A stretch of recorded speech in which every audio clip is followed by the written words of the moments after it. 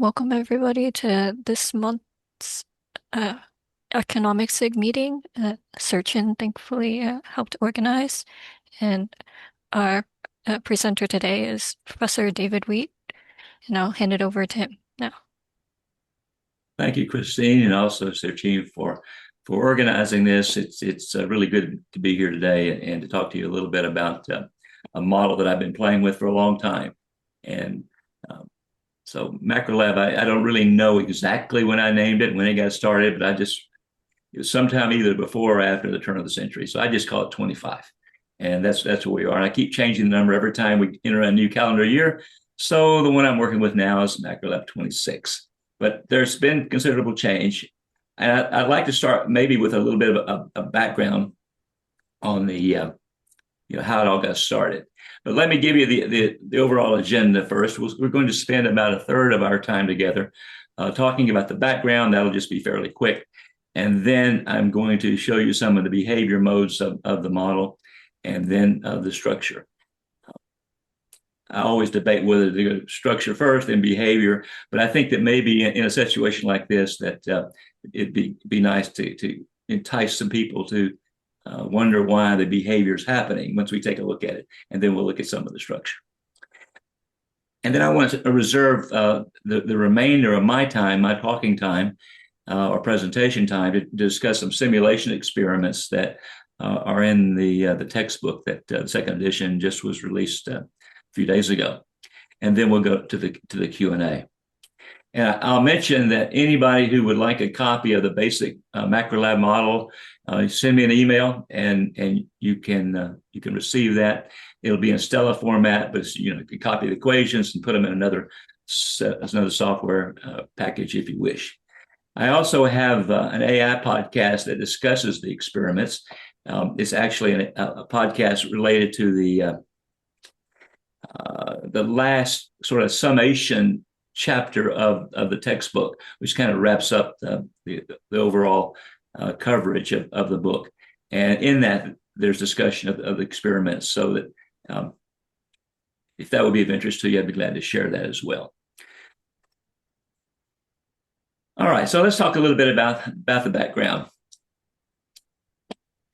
If you saw that opening screen, let me just go back to that just quickly. Okay, so you can see these are all graduate programs, Norway, Ukraine, Lithuania, except for this one, small community college in Virginia, in Roanoke, Virginia, Virginia Western Community College. I've actually been teaching there for over 30 years, always part-time. When I was a consultant, I was doing that back in the 90s. And it has an important role in the whole development of MacroLab because of the way everything got started. So I'll try to make that clear. So if we go back to the period, say late 1900s and late 20th century, excuse me, and I was back in Texas by that point after having worked in Washington for years and going to graduate school back in New England, and had my own consulting business, and was invited to teach at a small community college part-time as an adjunct.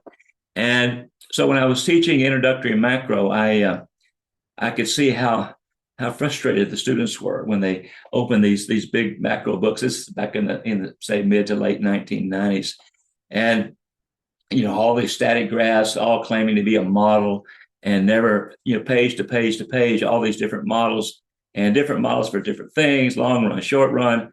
And students couldn't make heads or tails out of any of it. And I could see a lot of frustration.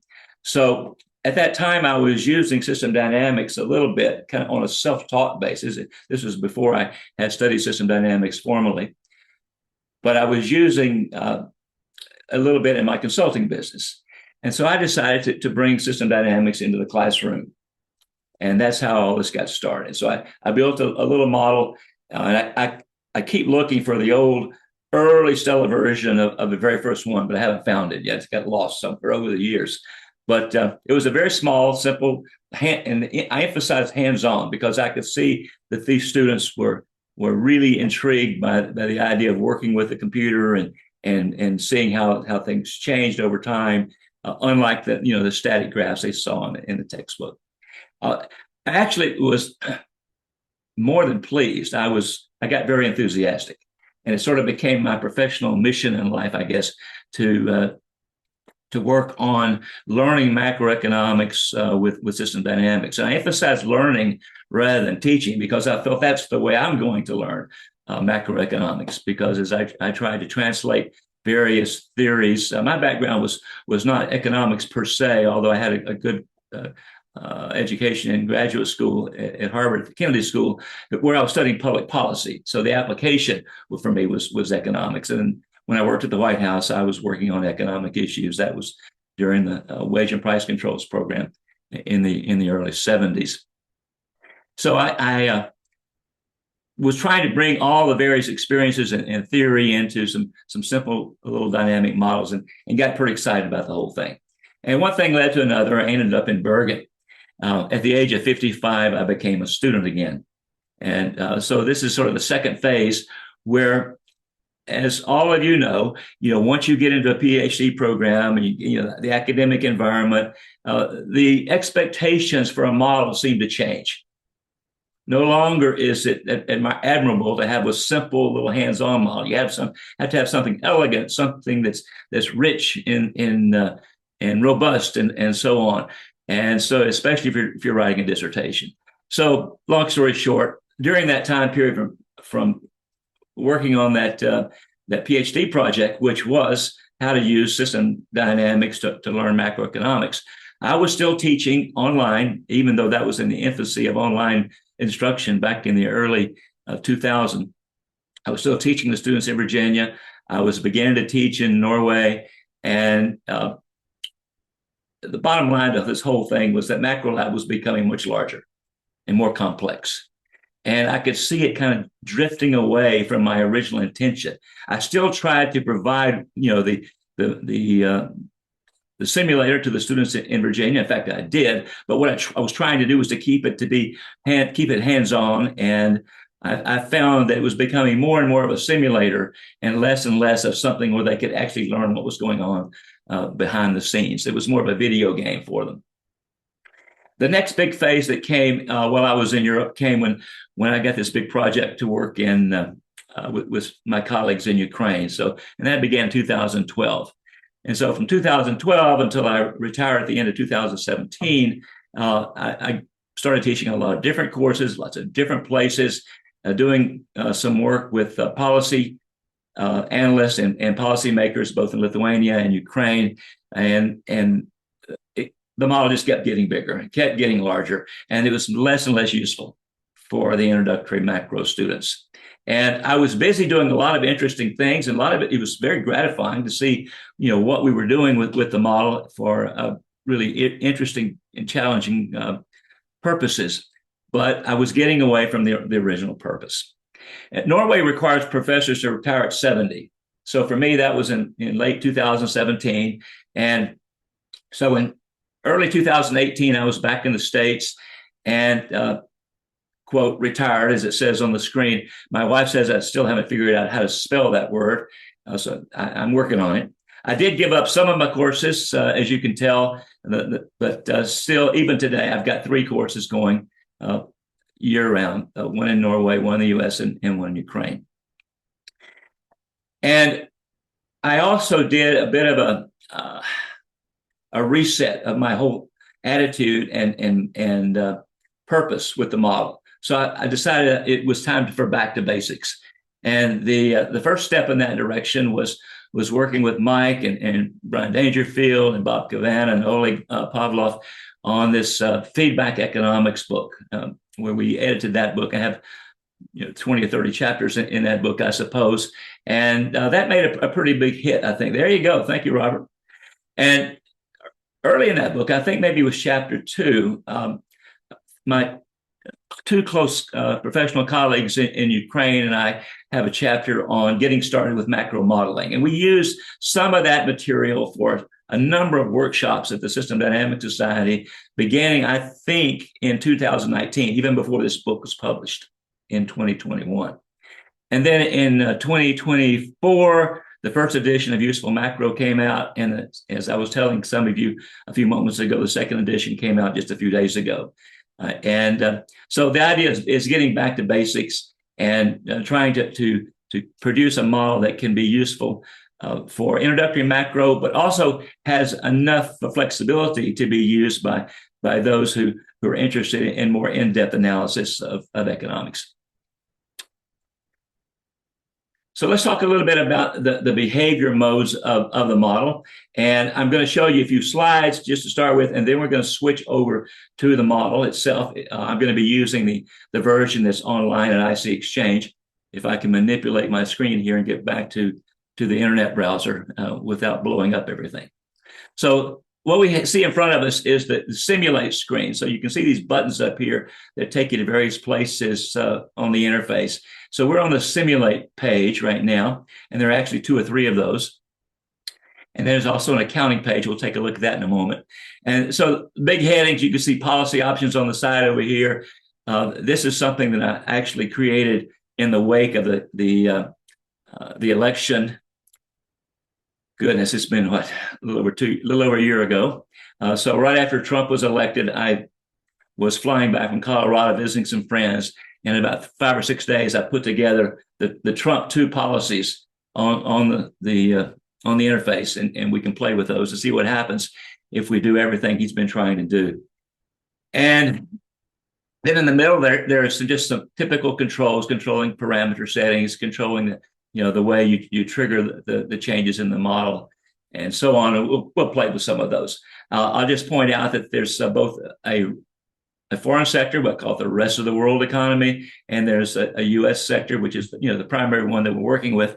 But we can turn the model on and off with respect to whether the rest of the world is included. So the default situation is the closed economy, and then we can go to the open economy and be interacting with the rest of the world. The main triggers of the model are government spending, which is exogenous in this version, and also the exogenous adult population growth rate that is a basis for the labor force growth. And we can play with those. You'll see in a moment when we go to the model what happens when we make certain settings. I'll say a little bit about balanced growth, and I say initially here because it starts that way. You can run the model in balanced growth mode, but with these various switches that you can turn on and off, then very quickly you move out of balanced growth into something that's not at all balanced, as you see on the screen. This is a result of choosing a random growth rate for the government spending and a random growth rate for the adult population, and looking at the growth rates that result in the model of the money supply, nominal aggregate demand, real aggregate demand, real GDP, and the growth rate of the price index, of course, is inflation. And so then clearly it's not in a balanced growth mode. But by balanced growth, what I mean is that all the variables in the model are growing at a constant rate, and with respect to their own rate. So not at all the same constant rate, but at whatever constant rate is consistent with the balanced growth mode. So, for instance, inflation would be 2%. The real GDP would be growing at 2.5%. The nominal variables are mostly growing at 4.5%, and so on. It's very, very difficult, very challenging to initialize a model in a balanced growth mode. Much harder than it is to put one in equilibrium mode. And I do have an equilibrium option up there, but that's strictly for diagnostic purposes. It's not for working with the model. So the balanced growth mode is something we'll play with. And then we'll shock it to take it into different modes beyond that. And then you can control how many years and what the simulation to run from anywhere from 10 to 100. One of the things I like to emphasize is I see this model as being both a short-term model and a long-term model. I don't think there should be a difference. I think if you have an appropriate model, then it ought to be able to capture both the long-term and the short-term behavior. And to look at one or the other, you just change the length of the time and broaden the graph you're looking at. But if you want to zoom in and hone in on shorter time periods, you should be able to do that with the same model. And so I'll be glad to discuss and explain that to the extent that you might be curious. All right, so let's go to the let's go to the simulator now. And I'm going to go to the IC version. Oh, that's actually my model. Let me get out of that and go to the, I mean, that is my model, but I want to go to the online version.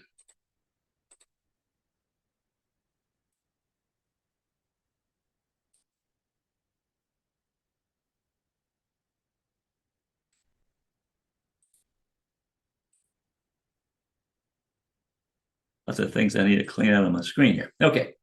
Now let me see if I can put PowerPoint back on the screen where I'll take that down to on the side. Now I've got them both. All right, that's what I want. So on the right-hand side, you can see the PowerPoint. On the left-hand side, you can see IC Exchange hosting the MacroLab now 26. For what we're going to be doing for the next few minutes, I'm going to go to full screen on this one, then we'll come back to PowerPoint. So if we go back to the simulate page, that's where we were just now. So that should look familiar. And we have a blank slate here. So we're going to start with no shocks, and we'll run the model with balanced growth mode in place. And by the way, I'm using balanced growth in the way that I think that most economists, what they mean when they talk about equilibrium. And obviously, I can't imagine a real serious economist who thinks that the economy is ever in equilibrium in a system dynamics sense where none of the stocks are changing. So I think that equilibrium typically means on an equilibrium growth path. If it were sort of that golden path, I suppose you might call it, then the growth rates would be stabilized and would be constant. The ratios would be constant capital labor ratio, and so on. So that's what I'm talking about. One thing I should emphasize, however, is that I had this set up for a particular balanced growth, but you'll see when we shock the model that, especially if we just do a simple shock, it will eventually stabilize in a different balanced growth mode. So there's no unique balanced growth mode that comes out of this model. It's one that depends primarily on these external drivers and primarily on the money supply growth. Okay, so we've got everything is reset here, and I'm going to run the model. And so that's GDP growing at 2.5% a year. And let's take the GDP growth rate. Now you'll notice this thing is wobbling a little bit. It's not purely not exactly in balanced growth. It should be a straight line. But one of the things that I'm going to talk about before we leave today is what I call the animal spirits in the model.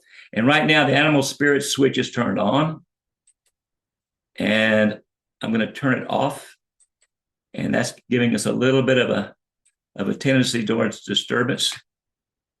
So I'll turn that off, clear the screen, run it again, and you can see it stabilizes much more quickly once we remove the animal spirits for the picture. We still have a little bit the first year or so of the simulation where we're not quite in exactly balanced growth mode. You can see it in the growth rates graph. And the fault is in the money supply. So it's either in the private sector debt or the government debt. The initial settings are such that I'm still not quite in the balanced growth mode at the beginning. I think if I can correct that, everything else will fall into place. All right, let's just try a simple change with, let's go back to put the animal spirits back in here. And we're going to shock the model with a 1% increase in the spending growth rate. And also we'll shock it with, I want to give it a good shock, so we'll shock it with the population growth as well. So and these are one-time changes. This is not random. There'll just be a one-time increase in the government spending growth rate from 4.5 to 5.5, and a 0.1% increase in the civilian adult population growth, the main driver of the labor force. And we're going to be we'll start in balanced growth mode, and you'll see what happens. Animal spirits is still on. So let's watch GDP. So you can see it's growing a little bit faster because obviously the government spending is 5.5% rather than 4.5%. So the overall and that's generating a good bit of deficit spending. So it's adding to the money supply, and that's boosting things. And if we look at the growth rate, you can see over a period of the 25 years, you see this oscillation. I think maybe I'll run it at 100 years so we can get a feel for this long term. So notice what's happening here with this one-time change. After 100 years or so, things are beginning to stabilize. And that's the GDP growth rate.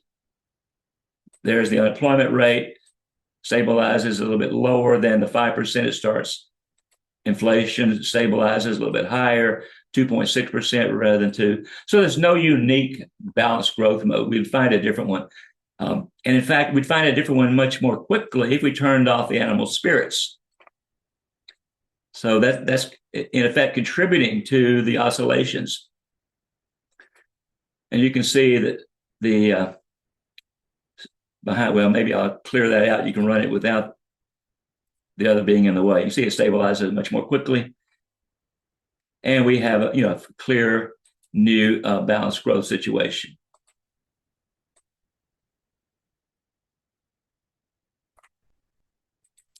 But if you put the animal spirits back on, then, and I'm going to explain this in some detail a little bit later, but what's happening is that the business firms are going through periods of euphoria and pessimism when profits rise and fall.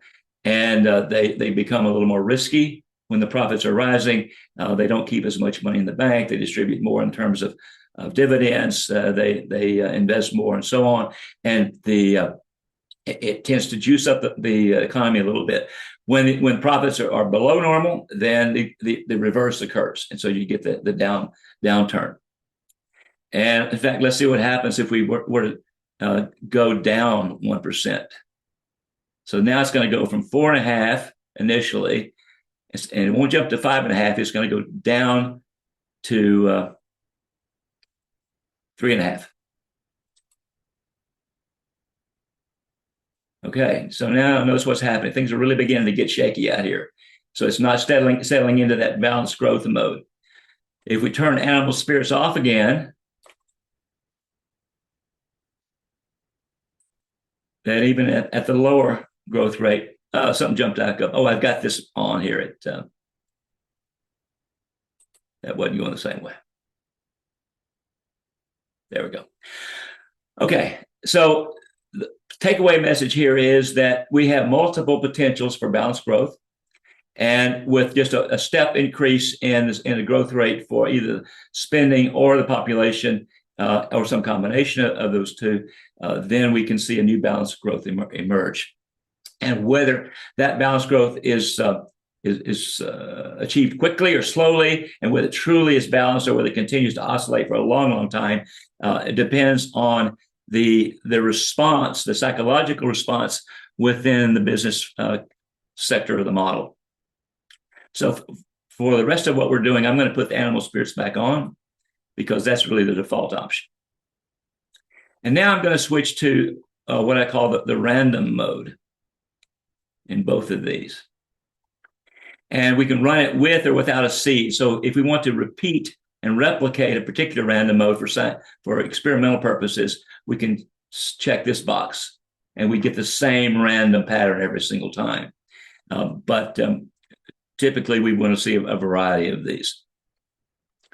So let's go back to real GDP, clear the screen. And so now what we're going to see is behavior that coming out of the government spending growth rate, that is the average spending growth rate of the US government over about a 30-year period since about 1990. And the variation is also historically grounded. And the particular function that I use to generate this is a pink noise function. And it turns out that it's almost white noise when there's a very little, relatively small correlation time, but it still gives us a little bit clearer picture. It's not just, look like radio frequency. You'll see a graph of that in just a moment.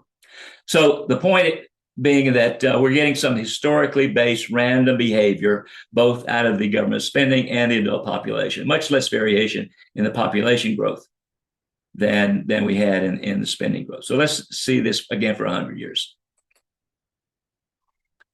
So there's real GDP. So you can see some oscillations in here. And here's the growth rate. So this is just one random version. And you can see in this 100-year period, it dipped, the growth rate dipped below 1%, below zero, became a negative growth rate. And well, twice very distinctly, and 1, 2, 3, 4 times where it was bordering, it was right on the verge of going past, or maybe went slightly into negative territory. So we run it again, we'll get a different variation.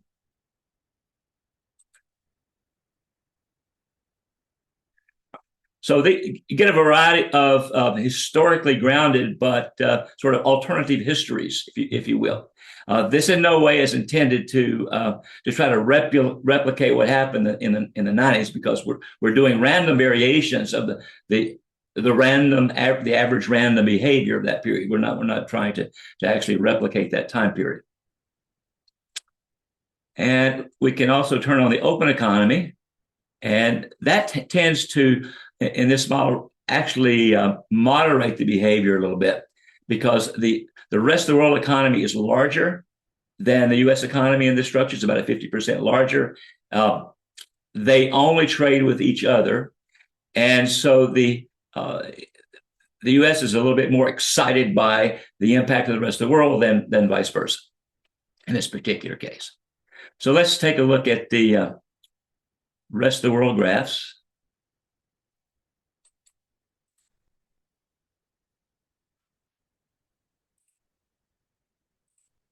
So the red curve is the U.S. growth rate in this scenario, and the blue curve is the real GDP of the rest of the world.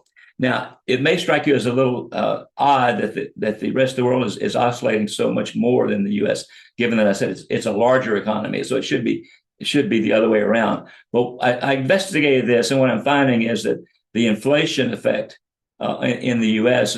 is much greater than what's happening in the rest of the world during this particular experiment.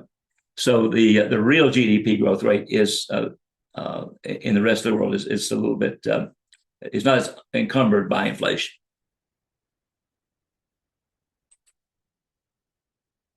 There are the net exports and the exchange rate. The exchange rate is largely being driven by changes in interest rates. It's dominating the trade effect.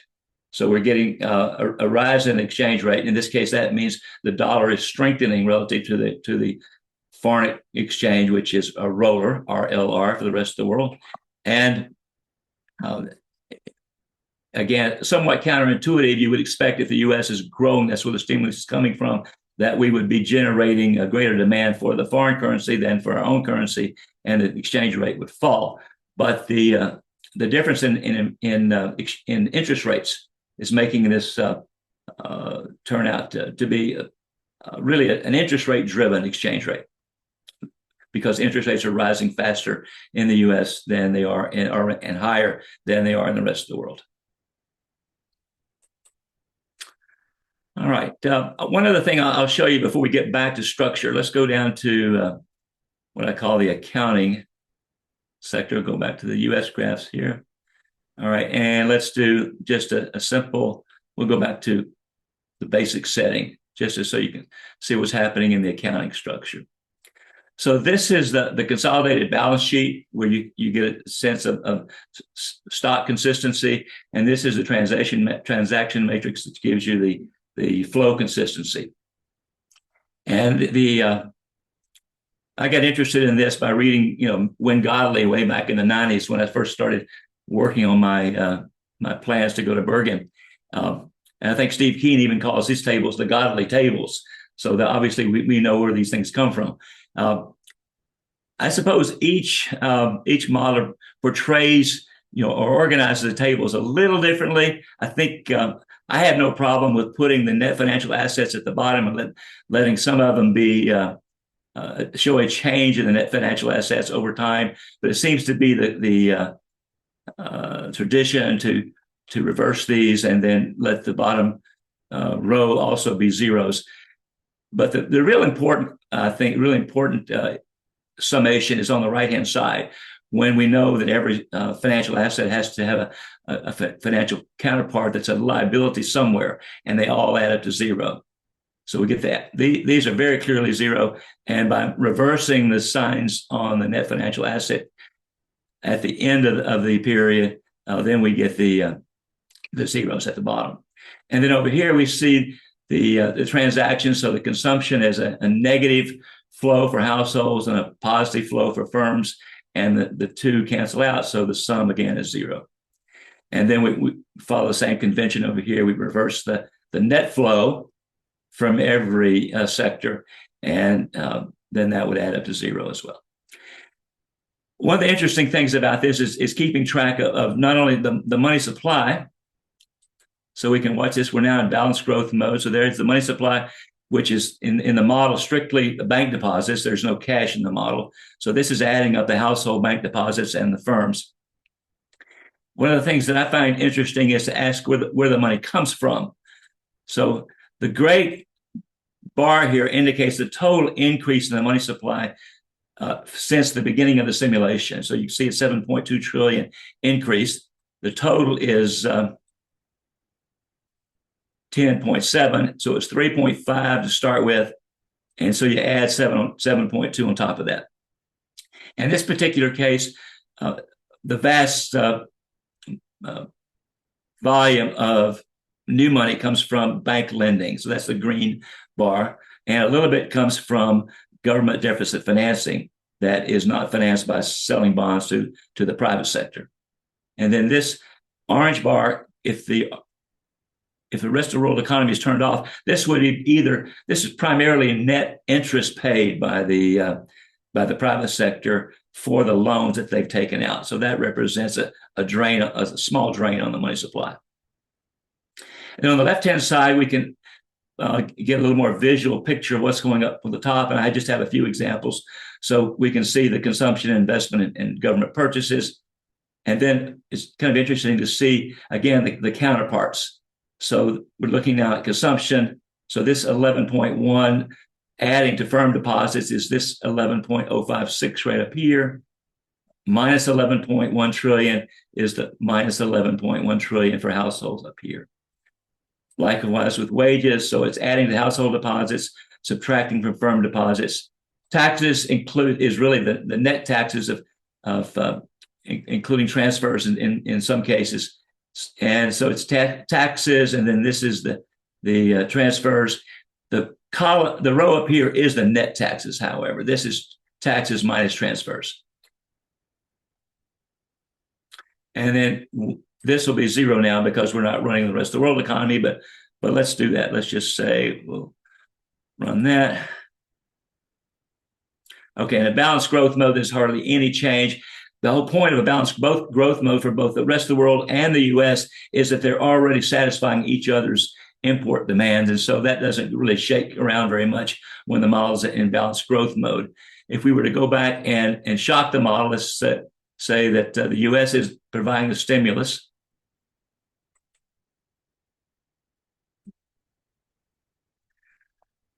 So you can see that clearly it produces a deficit for the net exports in the U.S. and a corresponding surplus for the rest of the world.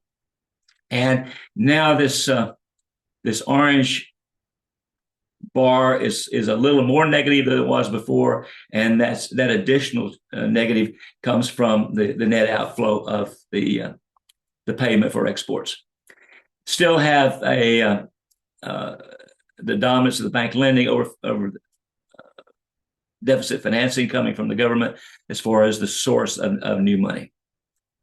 And with all these changes, you can see that while these numbers are all different now, you can see them all changing. We still get the zeros on the right-hand side and zeros on the left-hand, on the bottom side for both of these matrices, indicating the stock flow consistency. All right, so that's a little bit for behavior. And I will now go back to the PowerPoint.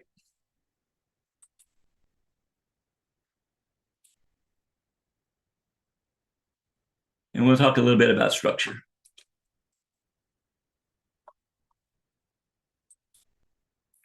So if we look at MacroLab from the very high level, then you've got these two major sectors or submodels, if you will. The demand side, which is basically the spenders in the economy, the households, businesses, and government, and foreign customers, and their bankers. And I think that's a key point that I want to come back to several times in this discussion about the role of borrowed money being used to finance the purchase of goods and services over and above the role that income plays. This is something that Steve King talked about a lot a few weeks ago, the role of credit influencing aggregate demand. And on the supply side, these are the producers. So there are several flows going from one side to the other. I'm just going to point out the dominant ones, the most important ones right now. The key flow coming from the demand side is nominal aggregate demand, which then determines real aggregate demand on the supply side when it's divided by the price index. Going back the other direction, the wage bill. So I really take issue with the claim that income originates on the supply side. That seems to be the classical terminology that you see. That this is where income is generated by the supply side. Well, I think the income obligations are generated there. But the way I've structured this model, all payments are going to take place on the demand side. So it requires some spending by firms and households to take care of this. And so what we're sending back is a wage bill, which is the number of people employed times the average wage, both of which are determined on the supply side to indicate what the wage bill is. We're also sending back information about what our desired investment spending will be. And that's based on the pattern that's developing on the supply side with respect to spending on investment. Now, we go down inside each of those submodels, and you can see at the top of the screen the demand side, the bottom of the screen the supply side, and you see the major submodels, the way the model is broken up and divided into different sectors. And you can also see the main connection. So here's nominal aggregate demand coming down into production and sales. And here's the average wage, and there's employment going back in. So that gives you the total wages right there. That's what I was showing you a moment ago. The other key factor that I'd like to point out is, we haven't talked about this yet, is on the policy side, so that information about inflation and information about the unemployment rate are flowing to the central bank for decisions on monetary policy in a sort of a Taylor rule. Inflation also has some impact on loan interest rates, in addition to the impact of the Fed funds rate. And then the main connections and transactions between government and household would be taxes flowing from right to left, and transfers, payments, and purchases going from left to right. And then we have the net lending and the net interest payments connecting firms and households and banks, and the central bank connected to the commercial banks and to the government, and so on. So this gives you an idea of the major high-level interactivity of the model. All right, we're going to go back to MacroLab for just a moment, and I'm going to show you a couple of these. We don't have time to look at all the different submodels, but this is what I would call the ground level view. Once you go inside one of these little submodels, you're going to begin to see the stocks and the flows that correspond to that particular sector of either supply or demand side. So let's do that.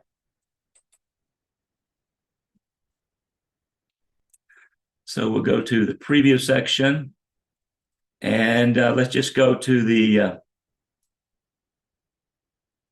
wages and prices first. We'll start with the supply side. Supply side has much simpler submodels than we have on the demand side. So what drives prices in this model is, at least in a proximate sense, in proximity or approximate cause of price changes, is changes in unit costs. primarily wage growth rate divided by the productivity growth rate. So we get the unit labor cost growth rate. And then when we turn on the rest of the world, we also have a certain amount of costs occurring as a result of pass-through of costs associated with imported goods, including a pass-through of tariffs. And we're going to talk about that in just a moment as well. And so this could give you the impression, I think, of first, when many people see this, to think about wage price spirals as a possibility, because there's a big reinforcing loop that comes right through here, through the change in wages, the change in prices, inflation, and so on.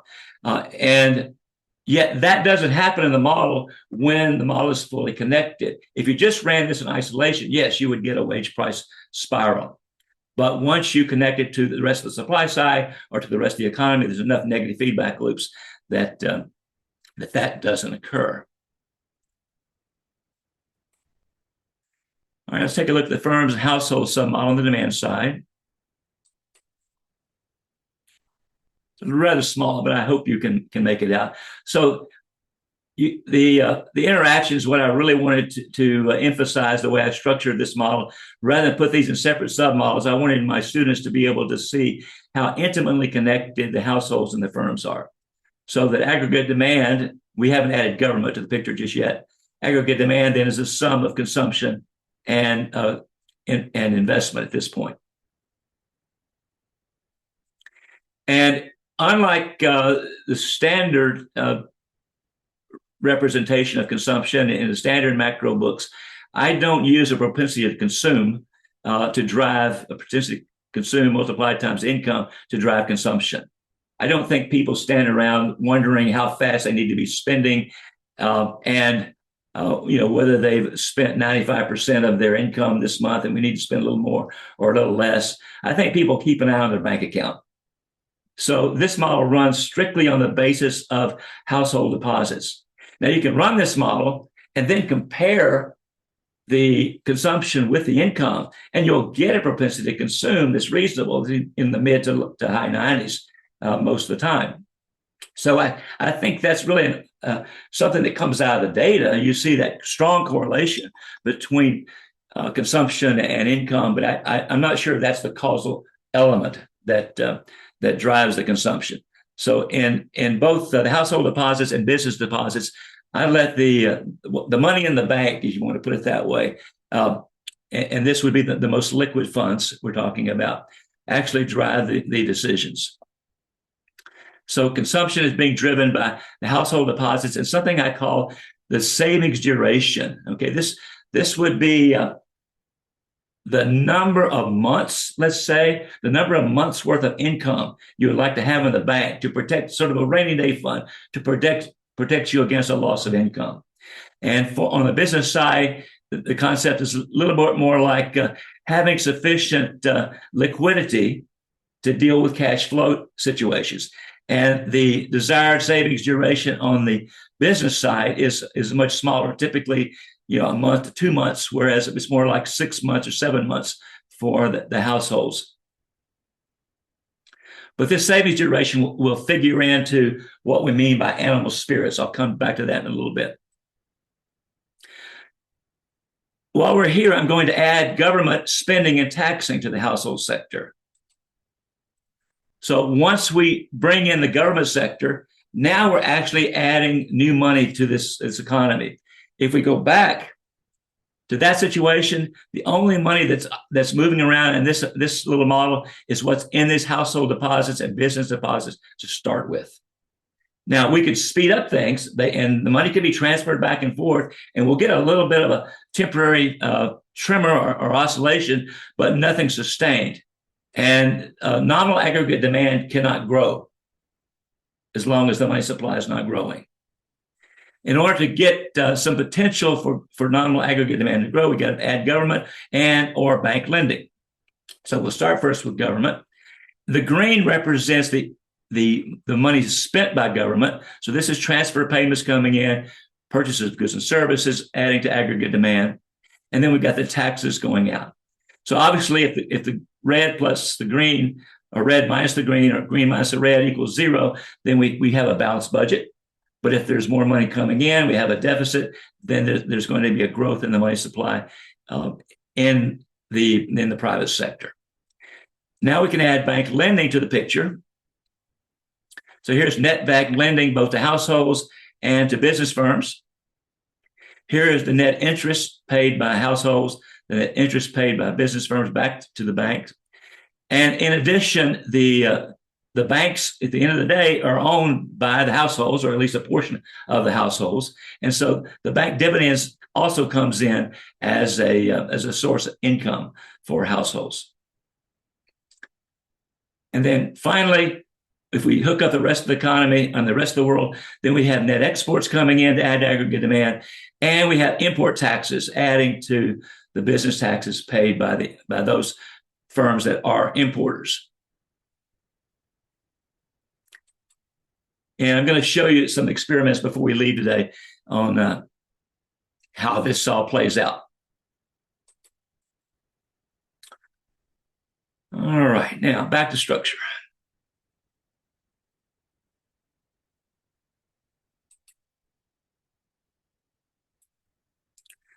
I think it's important for us to maybe step back a bit and get a sense of this, how everything fits together without getting lost in all the stocks and flows. And this feedback diagram really does that. So what we're getting up here in the household and government firm sector, showing us that the nominal aggregate demand growth rate depends mostly on income growth rate. These are weighted average, weighted when they come in here. So this is about 95% of the nominal AD growth rate. Each of these is about 2.5%, adding up to 5. But their contribution is critical to the growth in nominal aggregate demand. We take those away, and we're right back to the situation we saw a moment ago. We're looking at firms and households just trading a fixed supply of money. And then once we get down into the production of sales, where real aggregate demand is driving real GDP growth, subject to the constraints of production capacity, what we really have in the model is a capacity utilization function, so that a certain fraction of production capacity is being used, and that fraction is the one that generates a production that equals the demand for goods and services. And then as the market grows, and I'm taking real AD growth rate as the growth rate of the market, the capital grows. So investment in capital responds to growth in market opportunities, and the investment in new equipment is generating a certain amount of productivity growth as well as requirements for employment. And then the productivity growth, I mentioned this earlier, has a negative effect on inflation, and the employment growth and the wage growth is having a positive effect. So there's where you get your unit labor cost impact. And then we get some feedback effect from inflation, productivity growth, and employment growth for average growth rate. And then once the behavior for inflation and employment conditions are generated, that goes back up to the policy side. The Fed funds rate then is calculated. It contributes to the loan interest rate. The loan interest rate then modulates the private sector debt growth rate. And there's also a flow of funds sector that keeps track of on the demand side, where the money's coming from, where it's going to, and that goes back to the stock flow consistency I showed you a moment ago. And then this is the foreign sector, the slightly simpler version on the foreign side, not nearly as detailed. This is what I call the midway model. If we have time, I'll talk a little bit more about that. And then there's a foreign trade sector, which determines the actual exports and imports and the exchange rate. Okay, so this is something I showed you a moment ago. I don't think we need to go back to the model for this. I showed you what happens if you run the model in a balanced growth mode and run it for 100 years without any other disturbance. So you get this growth.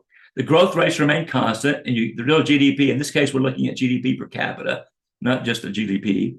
We've got nominal government spending down here, and we've got the labor force. So these two variables down here, two sets of variables, is what's driving the model, basically. So when we disturb the government spending rate, obviously, which will change the trajectory of this blue curve a little bit, but more significantly will affect nominal aggregate demand, which then affects eventually the GDP. And when we disturb the population growth, we'll get some disturbance in the labor force. But what we're going to see is when we do the random variation with the pink noise, with the pink noise on these particular growth rates, but the animal spirits turned on, then we get some quite interesting behavior. So the stimulus is coming from these, very rapid changing growth rates. Even though this is pink noise, it's pretty close to white noise because, as I said, the correlation times are fairly short. So the behavior down here on these growth rates, both the government spending growth rate and the adult population growth rate, is nothing like the behavior that we're seeing up here.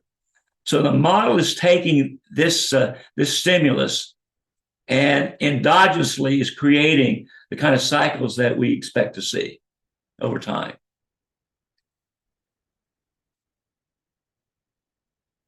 Now, let me say a little bit more about how this animal spirits things works.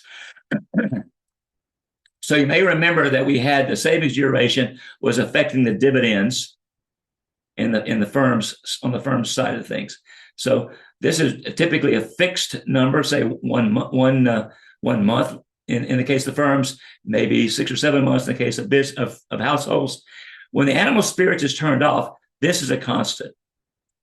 When I turn on the animal spirits, then the profits percentage of aggregate demand, if it rises above the percentage that pertains in balanced growth mode, makes the savings duration a variable. So when the profits are rising, that creates optimism, that creates risk-taking, and the firms cut back a little bit on their required money in the bank, if you will, and they distribute more in dividends, and that generates more consumption spending, and AD begins to rise. On the other hand, if profits fall, then the pessimism sets in, and the savings duration is increased, more money is kept in the bank, the companies pull back and don't spend as freely and don't distribute their profits as freely. So you can see what happens to the profit savings duration when the animal spirits is turned on. Here it's a constant. So changes in the profits don't affect the savings duration. Here it's a variable. So when the profits percentage begins to change, and the pattern of this is slightly different because the savings duration has already changed the behavior in this model from the beginning. So even though the profits in both cases start out at the same point, the behavior is already changing. So we can see as the profits fall, then the savings duration rises. As the profits rise and the savings duration falls, profits fall again, savings duration rises. And if we were to translate that into a business cycle example, again, over 100 years, I'm looking at two different cases. This is a comparative graph with the same simulation. I used a seed, so I get the same simulation. The black curve represents the pattern before we turn on the animal spirits. And if you look closely, you can see, although we get very distinct kind of business cycle patterns, none of them ever become negative. The growth rates for real GDP per capita, here's the 0 mark. None of them fall below the 0 mark. We get one is pretty close. But if we turn on animal spirits, we get a lot more volatility in the model. So the highs are higher, the lows are lower, and just about performance of just about every variable in the model. And so these growth rates are now go to higher and lower extremes. In this case, we've got 1, 2, 3, 4 cases where the growth rate actually turned out to be negative. Now, that's just one experiment. I did this for 50 different 100-year random simulations and just kept track of how many times did the growth rate for real GDP per capita go negative in 100 years. And when animal spirits is turned off, in 100 years, it only went negative 5 years. So 5% of the time. And with animal spirits turned on, it went negative 15 times, 15% of the time. In other words, 15 years out of 100, which is actually pretty close to what we saw in terms of negative growth rates for this particular variable historically. In the last 75 years, we've had 11 negative growth rates in the GDP per capita growth rate. And if you were to extrapolate that to 100 years, it'd be about 15 in 100 years. So this is getting pretty close, I think, to kind of the pattern that we see. Now, if I can follow through here, the steps that help us understand this. So here's what was happening when the animal spirits are on. Then we get more extreme lows and more extreme highs in the dividends. Same thing with consumption. Consumption is a little bit lower as in the same time period, dividends are lower. And then consumption is a little bit higher in the same period, dividends are higher because dividends is adding to income, which adds to consumption. And then consumption falls in the same time period as these dividends are falling. And similar pattern of highs and lows in investment. And that's basically what's generating the behavior in the rest of the model. Now, the other component of aggregate demand is government spending. Government spending is exogenous. It's not being affected by this animal spirits variable. But what is being affected are government taxes. They're endogenous. Therefore, the budget deficit is endogenous. There's an interesting development here on the budget deficit. You see the red and the black curve, just like we saw red and black curves on the other graphs, but look closely. See if you see a difference. The gaps are reversed. So when the red curve is below the black curve for investment, let's say, the red curve is above, and this is deficit, the budget deficit is higher as a result. So what's happening here is that when the economy is slowing down here, taxes are slowing down, spending is continuing, and we get a bigger deficit. And then in the middle, when the spending is taking off, the taxes increase and we get a bit of a surplus. And then towards the end of that same simulation, when the economy is slacking again, taxes fall off, the deficit gets quite large. So this is really performing an automatic stabilizer role. And without this function right here, the gap between, this is the real GDP per capita growth rate again. The red is when animal spirits is on. This gap between on and off would be greater if this automatic stabilizer were not operating.